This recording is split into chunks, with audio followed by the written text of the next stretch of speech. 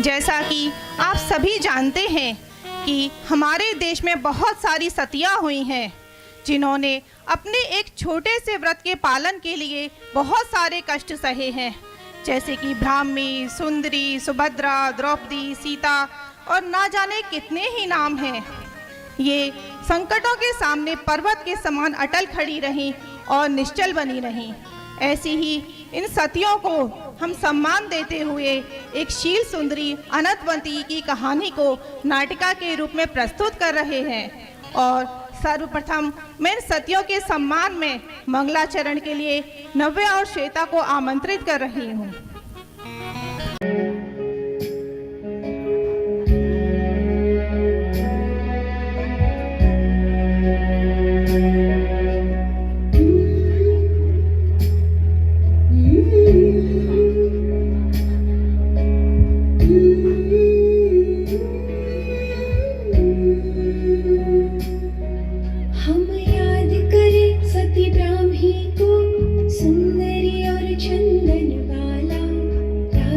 द्रौपदी कौशल्या मृगावती सुलसा सीता शील पालन का था गहना विनय का पहना था कंगना श्रद्धा की माथे पर बिंदिया संयम की ओढ़ी थी चुनरिया उन सतियों को याद करे प्रभु फरियाद करे सम्यक्त्व हमें उनके जैसा दे धर्म का साथ था खुद पर विश्वास था साहस हमें उनके जैसा दे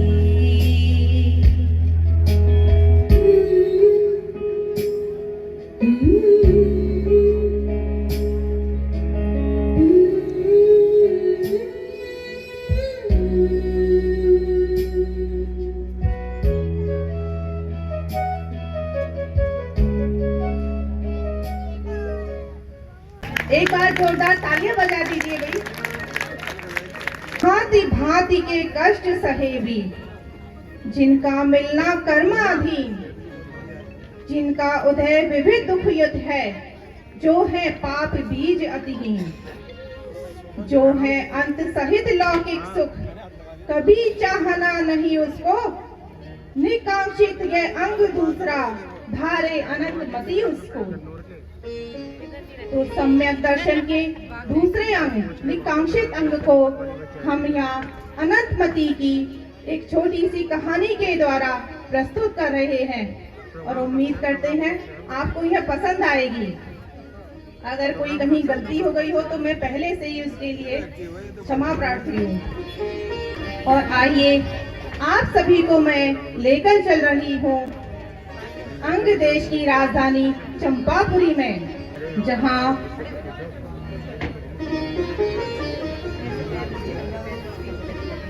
राजा प्रियदत्त और रानी अंगवती राज्य करते थे। सावधान, खबरदार, चंपापुर के महाराज पधार रहे हैं। राजा बहुत ही दृढ़ निश्चयी प्रजापालक और धर्मात्मा थे। उनके एक छोटी सी कन्या थी जो बहुत ही सुंदर सौम्य गुड़िया जैसी थी, जिसका नाम अनंतमती था। अनंतमती को बचपन से ही गुड़ियों से खेलने का बहुत ही शौक था और उनके विवाह रचाने का भी। तभी एक दिन अंगवती प्रियदत्त से कहती हैं, महाराज, हमारी पुत्री पूरा दिन गुड़ियों के साथ खेलती रहती है और खेल खेल में ब्याह भी रचाती है। क्या यह देखकर आपको उसके भविष्य की चिंता नहीं होती? महारानी, अभी ये छोटी है, नादान है, चिंता की कोई आवश्यकता नहीं है। जब ये बड़ी होगी खुद ब खुद समझ जाएगी।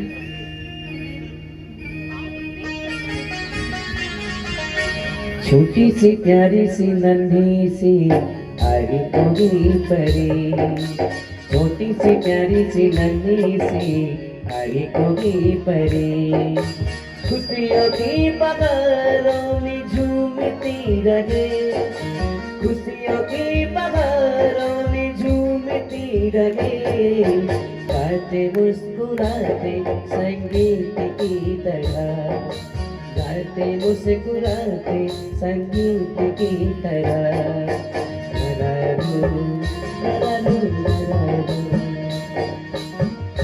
फिर एक दिन राजा अनंतपति को मुनिराज के दर्शन के लिए लेकर जाते हैं। नमोस्तु गुरुदेव, नमोस्तु गुरुदेव, नमोस्तु गुरुदेव।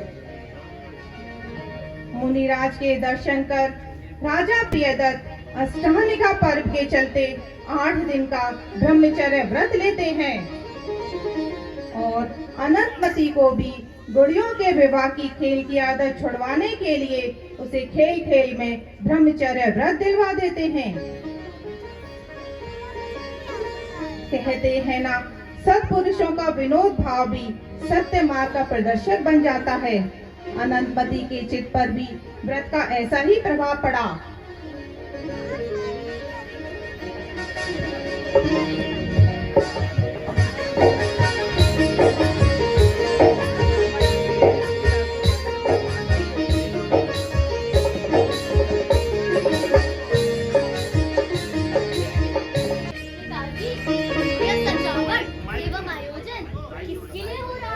पुत्री, यह सजावट तुम्हारे विवाह के लिए हो रहा है। पिताजी, आपने तो मुझे ब्रह्मचर्य व्रत दिलवाया था, फिर ये विवाह का माइक आयोजन में। किसके लिए हो रहा है?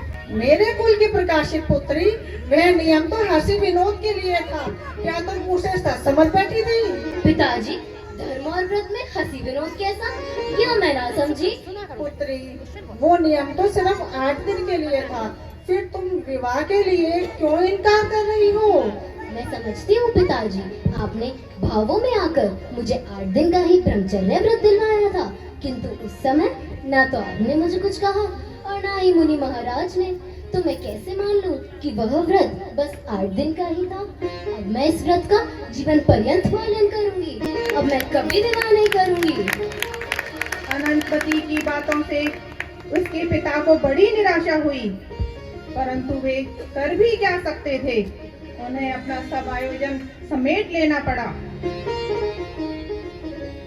और अनंतपति के जीवन को धार्मिक जीवन बनाने के लिए उन्होंने उसके पठन पाठन का अच्छा प्रबंध कर दिया।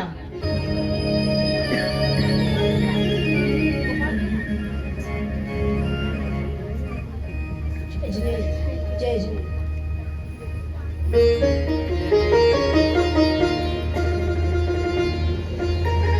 भक्तामर प्रणत मौलिमणि प्रधान मुद्योतकं दलित पाप तमो वितानम सम्यक प्रणम्य जिन पाद युगम युगादा वालंबनम विजने पततां जनानाम।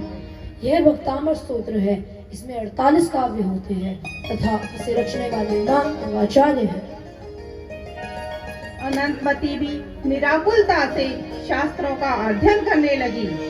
तभी एक दिन चैत्र का महीना था। अनंतमती अपने बगीचे में झूला झूल रही थी कि तभी एक कुंडल पंडित नाम का विद्याधरों का राजा अपनी पत्नी के साथ भ्रमण कर रहा था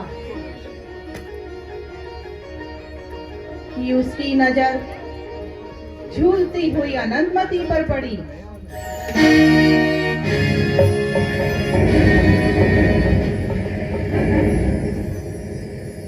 अनंतमती की स्वर्गीय सुंदरता देखकर वह काम के बाणों से बीधा गया और विचार करने लगा।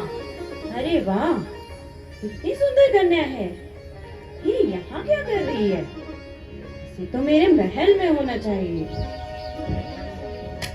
ऐसा विचार करके वह अनंतपति को अपने साथ ले जाने की सोचने लगा कि तभी उसे ध्यान आया कि उसकी पत्नी उसके साथ है। वह शीघ्रता से घर गया और अपनी पत्नी को वहां छोड़कर आया और वापस अनंतमती के बगीचे में पहुंच जाता है।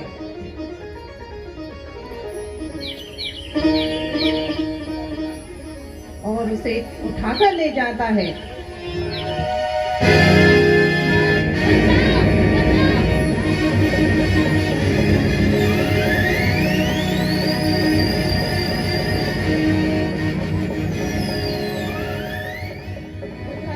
कुंडल मंडित की पत्नी को भी अपने पति पर कुछ संदेह हुआ, इसलिए वह घर पर ना ठहरकर उसके पीछे पीछे गई। और जिस समय कुंडल मंडित अनंतमती को लेकर जा रहा था कि उसकी दृष्टि अपनी पत्नी पर पड़ी और गुस्से में उसका चेहरा देखकर उसको पसीना आ गया। उसने बड़ी चतुराई से प्राण लज्जी बिठा के अधीन कर अनंतमती को भयंकर वन में छोड़ दिया और स्वयं अपनी पत्नी के साथ घर लौट गया।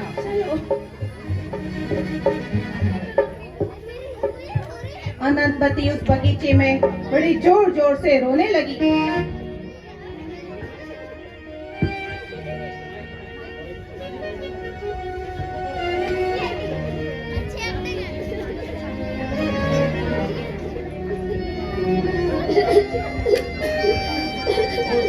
अनंतमती जोर जोर से रोने लगी, पर उसके रोने को सुनता भी कौन? वहाँ तो कोसों दूर तक कोई मनुष्य था ही नहीं। कुछ समय बाद भीलों का राजा शिकार खेलने के लिए वहां आ पहुंचा।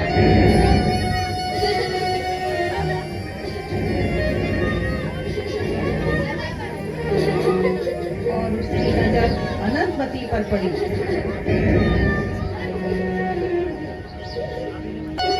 अरे इतनी सुंदर कन्या और इस वीरान जंगल में। ओहो, लगता है इसे ईश्वर ने मेरे लिए ही भेजा है। पर ये रो क्यों रही है? चलो पता करता हूँ। सुंदरी, ये कहकर वे अनंतमती को अपने साथ ले जाता इस है। जंगल में क्या कर रही हो? चलो तुम्हें तुम्हारे स्थान पे छोड़ आऊंगा। अनंतमती तो समझी थी कि देव ने उसे इसके हाथों सौंपकर इसकी रक्षा की है और वह अपने घर सुरक्षित पहुंच जाएगी, लेकिन उसकी यह सोच गलत साबित हुई और वह एक नई विपत्ति में फंस गई। गांव में पहुंचकर सैनिक। महाराज की जय हो, महाराज की जय हो। मैं आपसे क्या एक प्रश्न पूछूं? कहो। महाराज, आप ही इतनी सुंदर कन्या कहाँ से लाए? चुप रहो, ये तुम्हारी होने वाली महारानी है। महाराज, एक जंगल का राक्षस और एक स्वर्ग सुंदरी, ये जोड़ी को जच नहीं रही। चुप रहो, अपना काम करो।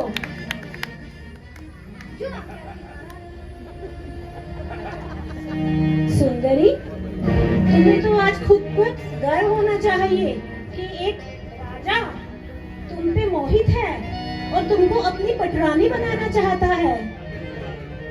तुम्हें भी प्रसन्नता पूर्वक मेरा ये आमंत्रण स्वीकार करना चाहिए।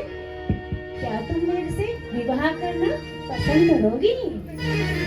अनंतमती, मुझे छोड़ दो, मुझे अपने घर जाने दो। कैसे जानती हूँ इतनी सुंदर कन्या को? तुमसे तो मैं विवाह करके रहूंगा। बेचारी भोली अनंतमती नहीं कर सकती। पापी की बातों का क्या जवाब देती? वह आकाश पाताल एक करने लगी, और उसकी सुनने वाला वहाँ कोई नहीं था।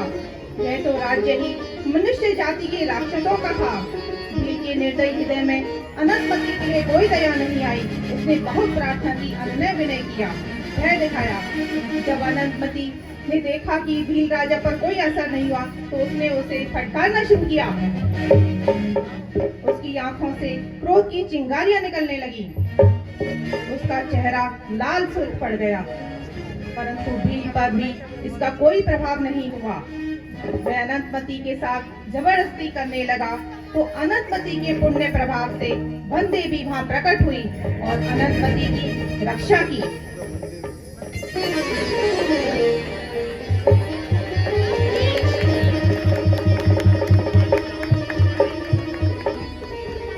नीच, तू जानता नहीं है यह कौन है? यह इस संसार की पूज्य परम देवी है। यदि बताया तो समझ लेना तेरा खैर नहीं तेरी। मुझे क्षमा करें देवी, मैं कल प्रातः काल ही इस देवी को सही स्थान पर छोड़ आऊंगा।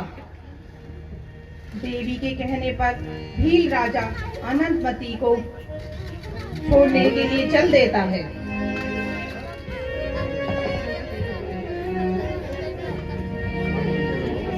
वह उसे शहर में ले जाकर एक पुष्पक सेठ नाम के सेठ को सौंप देता है।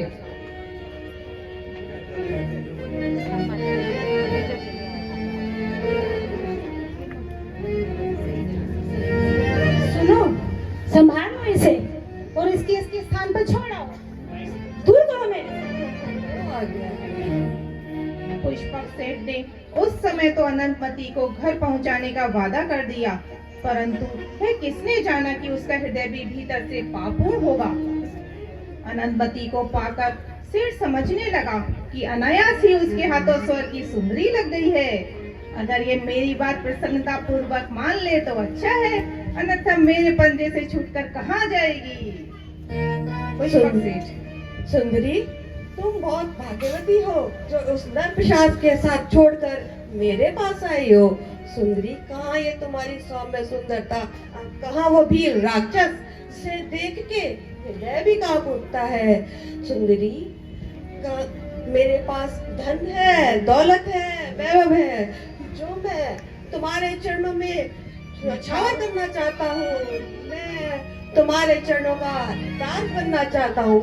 तो बताओ सुंदरी, क्या तुम मेरे इस आग्रह को स्वीकार करोगी? अनंतमती ने समझा था कि वह इस भले मानस की कृपा से सुख पूर्वक अपने पिता के घर पहुंच जाएगी, पर वह बेचारी पापी हृदय की बात क्या जाने। उसे जो भी मिलता वह उसे भला ही समझती थी। सच भी है, अच्छे व्यक्ति को संसार अच्छा ही दिखता है। पुष्पक सेठ की बातें सुनकर अनंतमती ने कहा, महाराज, आपको देखकर तो मुझे ऐसा लगा था कि अब मेरे लिए डर की कोई बात नहीं है। अब मैं निर्विघ्न होकर अपने घर जा सकती हूँ, क्योंकि मेरे दूसरे पिता मेरी रक्षा के लिए आ गए हैं। किंतु जिसे रस्सी समझकर मैंने पकड़ा हुआ था वह इतना भयंकर सर्प निकलेगा, यह मैं नहीं समझ पाई। ये सीधापन और चमक धमक तो बस दिखावा है। मैं तुम्हें, तुम्हारे कुल को, तुम्हारे धन वैभव को धिक्कारती हूँ, घृणा की दृष्टि से देखती हूँ। जो मनुष्य संसार को ठगने के लिए ऐसा मायाचार रचता है वह मनुष्य नहीं, पशु है, पिशाच है, भक्षक है। उसे जितना धिक्कारा जाए उतना कम है। अनंतमती कुछ और भी कहती, परंतु वह ऐसे नीच और कुल कलंकी पुरुष के मुंह नहीं लगना चाहती थी। वह अपने क्रोध को दबा गई, परंतु अनंतमती की जली कटी बातें सुनकर पुष्पक सेठ को बहुत गुस्सा आया। उसने अपने क्रोध का बदला लेने के लिए अनंतमती को शहर ले जाकर एक औरत को भेजा।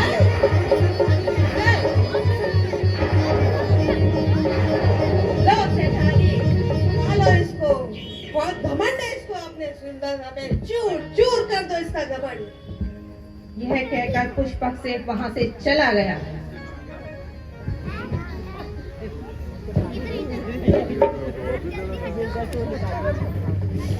आज चल मेरे साथ, बंद कर ये रोना धोना। बहुत जानती हूँ तेरे जैसी लड़कियों को, 4 दिन भूखा रखूंगी ना, सब अकल ठिकाने आ जाएगी। राजा, मैंने तो तुम्हारी पुत्री संभाली ना। पुत्री? इस संसार में कौन किसका होता है? फिर तुम्हें तो मैं जानती भी नहीं। तुम्हें वही करना होगा जो मैं तुमसे कहूंगी। नहीं, मैं ऐसा नहीं कर सकती, मुझे घर जाने दो, छोड़ दो मुझे। चलो मेरे साथ, तुम्हें वही करना होगा जो मैं कहूंगी तुमसे। दुष्ट सेठानी ने अनंतमती को कष्ट देने में कोई कसर नहीं रखी। जितना उससे बना भय से, लोभ से डराना चाहा, पर अनंतमती सुमेरु के समान निश्चल बनी रही। अनंतमती पर अपना चक्र चलता ना देख उसने उसे एक सिंहराज नामक राजा को सौंप दिया। बेचारी अनंतमती का जन्म भी ना जाने किस बुरे समय में हुआ था। जहाँ भी जाती आपत्ति उसके सर पर सवार रहती। सिंहराज भी ऐसा ही पापी राजा था। प्रणाम महाराज। देखिए महाराज, मैं आज आपके लिए कितना सुंदर तोहफा लेकर आई हूँ। इसको बहुत घमंड है अपनी सुंदरता पर, चूर चूर कर दिए इसका घमंड। अरे वाह,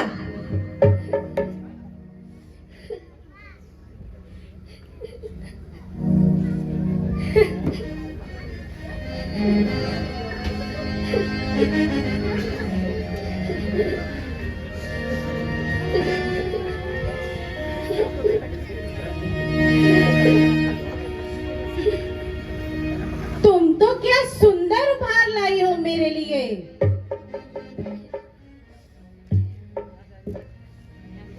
ये लो अपना इनाम।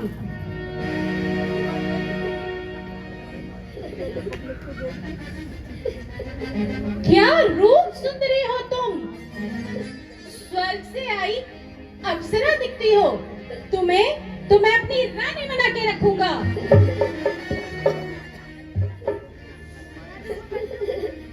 क्या तुम मुझसे विवाह करोगी? दुष्ट, तूने ऐसा सोच में कैसे लिया मैं तुझसे विवाह करूंगी? तुझसे मैं कभी विवाह नहीं करूंगी।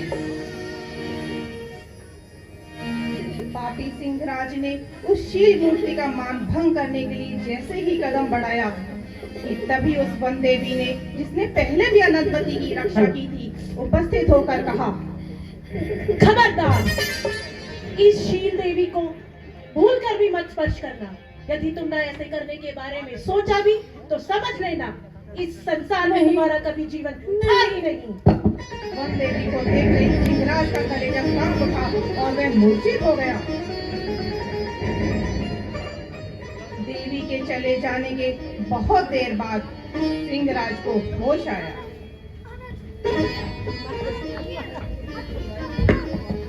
होश आने पर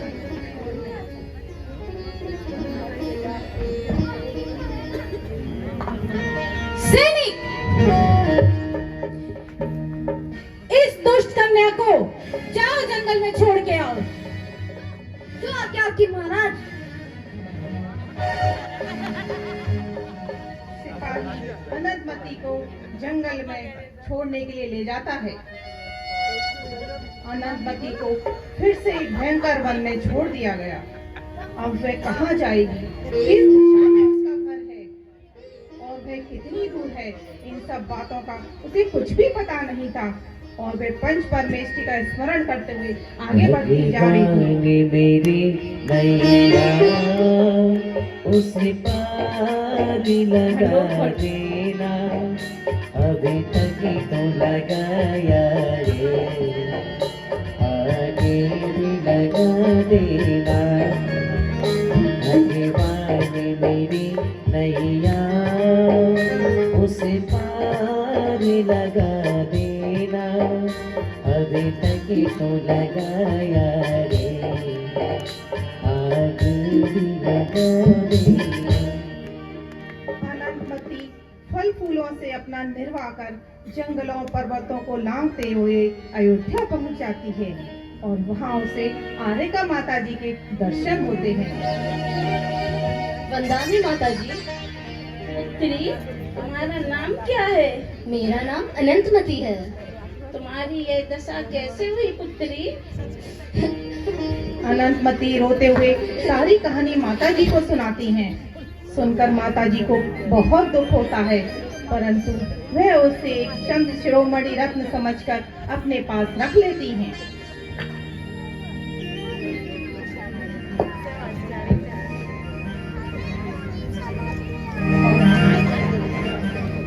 उधर जब राजा प्रियदत्त को अनंतमती के अपहरण की सूचना मिलती है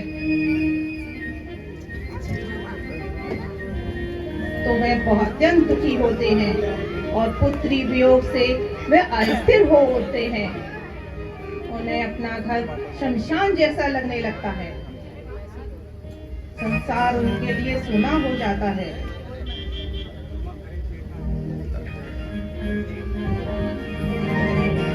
माँ बाप की दुलारी, सबकी है प्राण प्यारी, संयम के पति चली है ओके बेराग। तप त्याग साधना में बीतेगी उम्र सारी, संयम के पथ चली है गोकुल विराज। पुत्री वियोग से दुखी होकर वे तीर्थ यात्रा के बहाने घर से निकल जाते हैं और बहुत सारे सिद्ध क्षेत्र और अतिशय क्षेत्रों के दर्शन करते हुए वे अयोध्या पहुंच जाते हैं। अयोध्या में प्रियदत्त का साला जिनदत्त रहता था। वहां जाकर वे उनसे मिलते हैं। महाराज, जय हिंद महाराज। आइए महाराज। जिनदत्त बड़े ही आदर सम्मान के साथ अपने बहनोई की आवभगत करते हैं और अपनी बहन का समाचार पूछते हैं। महाराज, सब कैसे हैं? मेरी बहन अंगवती और भांजी कैसी है? राजा प्रियदत्त रो रो कर सारी घटना कह सुनाते हैं। क्या हुआ महाराज? जिनदत्त को भी अपनी भांजी के बारे में जानकर बहुत दुख होता है। भाग्य के आगे सब लाचार थे। सच ही है, कर्मों की विचित्रता देखकर सबको संतोष करना ही पड़ता है।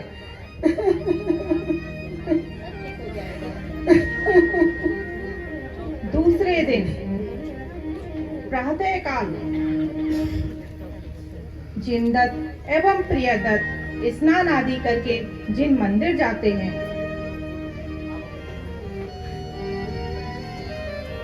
और उनकी पत्नी भोजन की तैयारी करती है।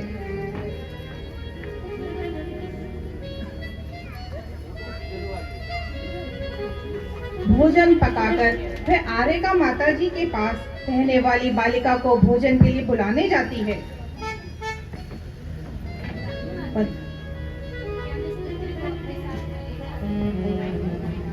क्या मैं इस पुत्री को भोजन के लिए ले जा सकती हूँ?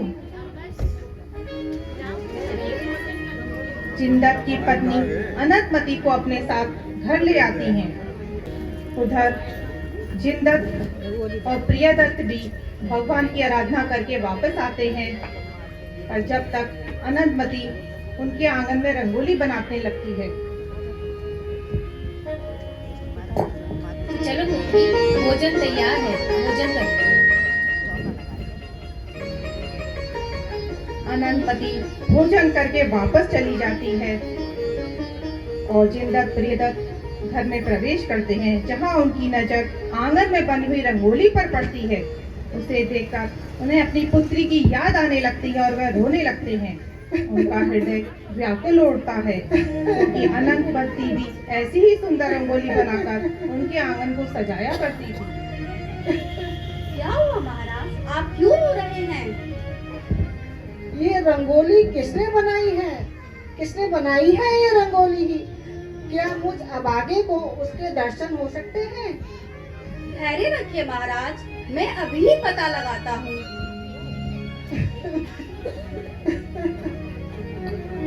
भाग्यवान, ये रंगोली किसने बनाई है? आइए, मैं आपको वहाँ ले चलती हूँ।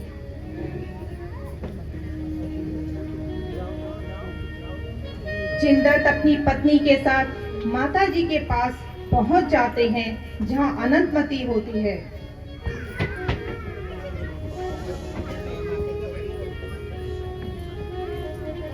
बंदामी माता जी, क्या मैं इस पुत्री को अपने साथ घर ले जा सकती हूँ? पुत्री की इच्छाएं तो अवश्य ले जाइए। प्रियदत्त अपनी पुत्री को देखकर जोर जोर से रोने लगते हैं। उनका गला भर आता है। वर्षों बाद अपनी पुत्री को देखकर उन्होंने उसे गले लगा लिया।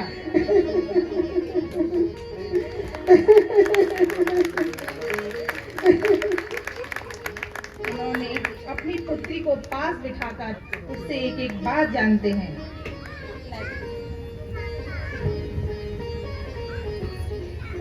सारी बातें सुनने के बाद वे बहुत दुखी होते हैं, परंतु पुत्री से मिलकर आनंदित भी होते हैं और इसी उपलक्ष्य में वो जिन भगवान की सवारी निकालने का संकल्प लेते हैं।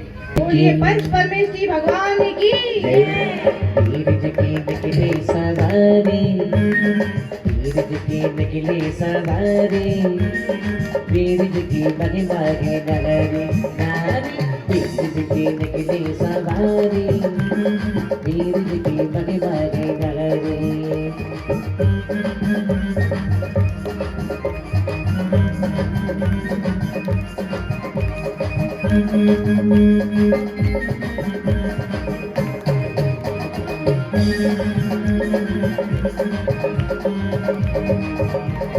बीरज की निकली सवारी, बीरज की निकली सवारी, मानो बीरज की महिमा की नगरी।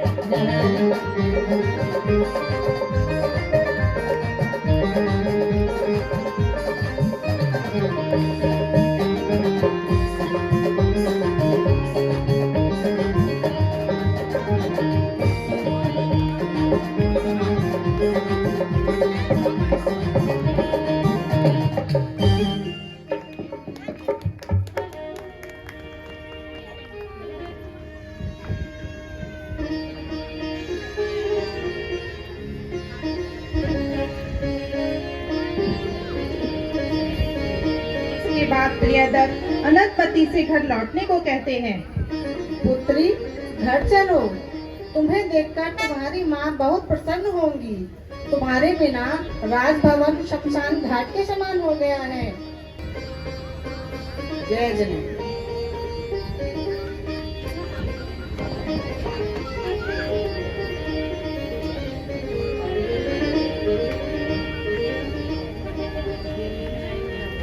राजमहल में पहुंचकर माता अंगवती अपनी पुत्री को देखकर खुशी से रोने लगती हैं।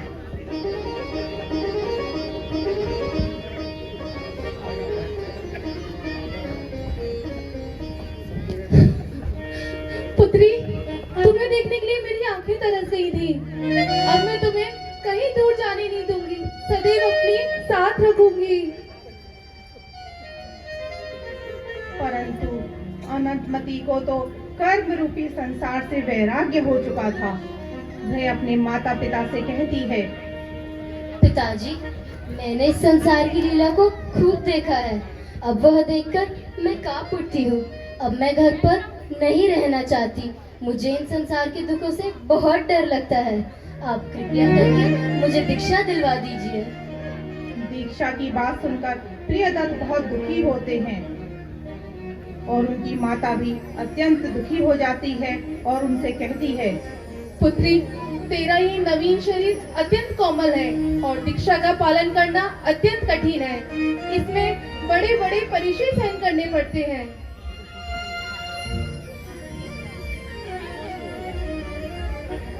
पुत्री, दीक्षा पर चलना यानी तलवार की धार पर चलने के समान है। तुम यही मंदिर जी में रहकर धर्म ध्यान करो।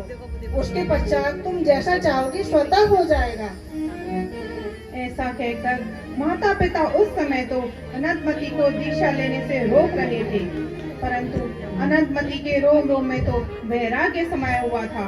वह कैसे रुक सकती थी। माँ बाप की दुलारी, सबकी है प्राणकारी, संयम के पथ चली गई होके वैराग्य। तब जाके साधना में बीतेगी उम्र सारी, संयम के पथ चली गई होके वैराग्य। मुड़की ना देखे संयमी, संयमी, मुड़के ना देखे संयमी। तब जाके साधना में बीतेगी उम्र सारी, संयम के पथ चली गई होके वैराग्य। माँ बाप की दुलारी, हम सबकी नारी, संयम के पथ चली गई होके वैराग्य। मोक्ष पथ की राही पीछे मुड़ते नहीं गए, रोके किसी के वो रुकते नहीं है, तरने की आस जागी, मुक्ति की प्यास जागी, गुरु की शरण मिली है, होके बैराग माँ बाप की दुलारी। परंतु पुत्री की दृढ़ता को देखकर प्रियदत्त कहते हैं, ठीक है पुत्री, अगर तुम्हारा मन संसार में नहीं लगता है और तुमने निश्चय कर लिया है तो मैं तुम्हें कैसे रोक सकता हूँ। मैं तुम्हें जिन दीक्षा लेने की आज्ञा देता हूँ। जीवन के किसी भी पल में उपज सरकार, संसार में रहकर प्राणी संसार उपज सकता है। जीवन के किसी भी पल में वैराग्य उपज सकता है, संसार में रहकर प्राणी संसार उपज सकता है।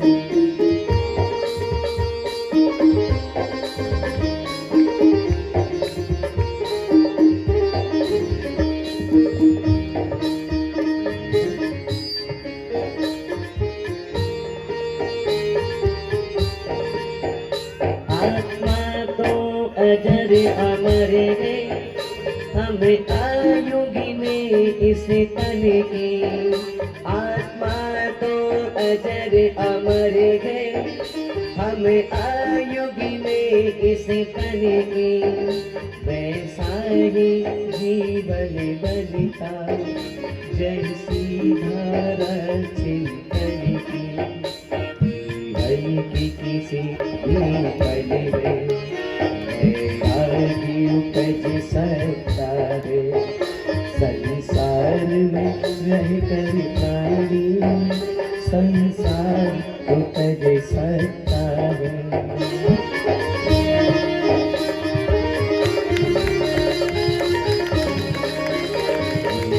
किसी भी पल में वैराग्य उपज सकता है, संसार में क्या है। पंचम काल में जो के निशान साधु बने वो महान है।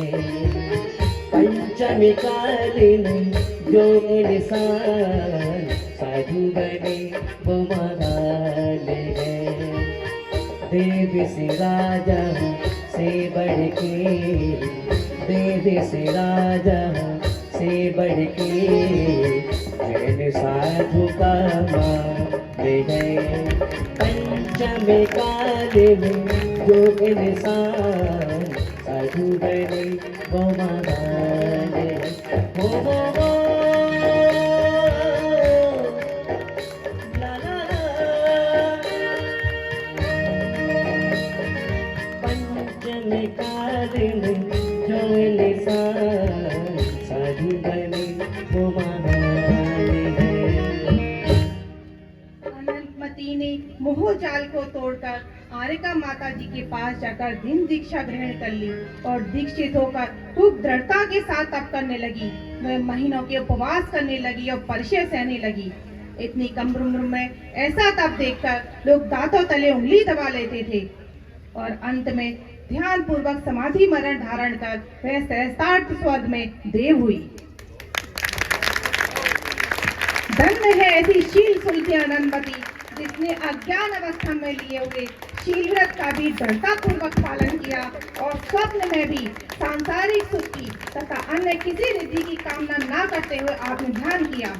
और धन्य है ऐसे निकांक्षित अंग को जो हमें सांसारिक सुख की आकांक्षा छोड़कर आत्मिक सुख की साधना में तत्पर होने की शिक्षा देता है।